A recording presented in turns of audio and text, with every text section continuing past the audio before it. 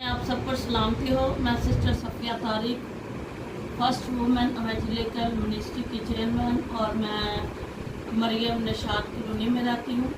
तो बड़े अफसोस के साथ कहना पड़ रहा है कि डॉक्टर मोमिता जो हैं उनके साथ जो कुछ भी हुआ बहुत अफसोसनाक हुआ है, और इस बात के लिए हमारी पूरी टीम इसके लिए दुआ को है, उनके गमज़दा ख़ानदान के लिए भी। और देखें कि जो मुहाफिज हैं हमारी जानों के, उनकी महफूजियत ही नहीं है तो इस मुल्क में क्या हो सकता है। तो बदी जब जब बड़ी तो खुदा का कहर नाज़िल हो, हम सब जानते हैं। तो ये बदी बहुत हद तक बढ़ चुकी है।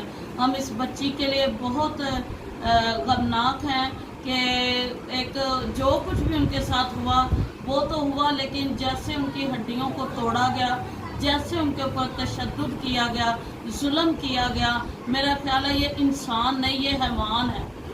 और जैसे इन्होंने किया है, इनको मौत से बदतर सजा मिलनी चाहिए कि ये भी एक एक पल अपना जो है कुर्ब में गुजारे, तकलीफ में गुजारे। इनको पता चले कि हमने एक मुर्दा जान के साथ क्या किया है। तो हमें इस बात के लिए सबको आवाज़ भी उठानी चाहिए ताकि इस जुल्म को जो उस बच्ची के साथ हुआ है और इसकी वजह से उनको जो सज़ा मिले उससे लोग खौफजदा हों। तो इनके साथ ऐसा होना चाहिए कि इनको देख के लोग डरें, तो बदी का जोर कम हो। बेटी तो बेटी ही है, चाहे वो इस मुल्क की है चाहे वो किसी और मुल्क की है। और हमारे यस्सु अल मसीह ने सिर्फ मसीहियों के लिए नहीं, उम्मतों कौमों कबीलों के लिए अपना लहू बहाया है। और हम सब एक हैं, हमारी इंसानियत भी एक है। लेकिन जब इंसानियत इंसान के अंदर से ख़त्म होती है तो वो हैवान की सूरत इख्तियार करता है। तो हमने इन हैवानों को पकड़ना है। कलाम में लिखा है कि इन छोटी छोटी लोमड़ियों को पकड़ो जो पाकिस्तान को तबाह करती। अब जो डॉक्टर मोमिता है, उनका जो घराना है, उस घर में एक ही बेटी थी, तो उनका तो पाकिस्तान तबाह हुआ ना।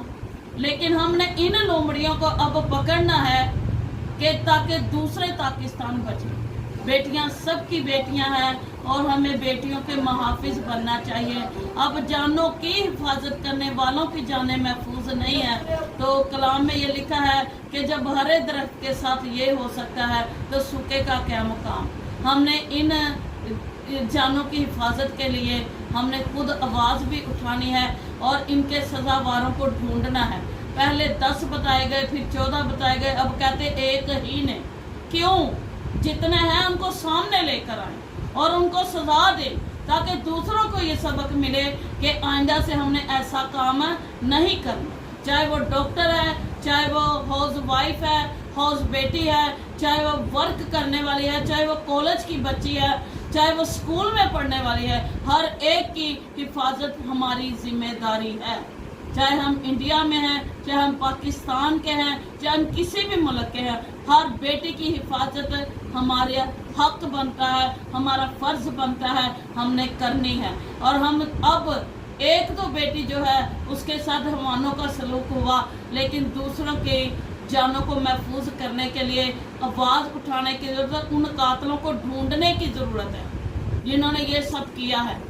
तो मेरा पैगाम मोमिता की फैमिली के लिए सब्र और तसल्ली का है कि खुदा उनके भाइयों को, उनके माँ बाप को हमेशा का सब्र और तसल्ली दे।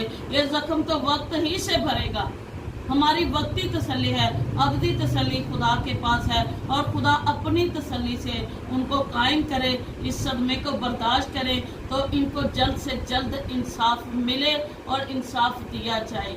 God bless you.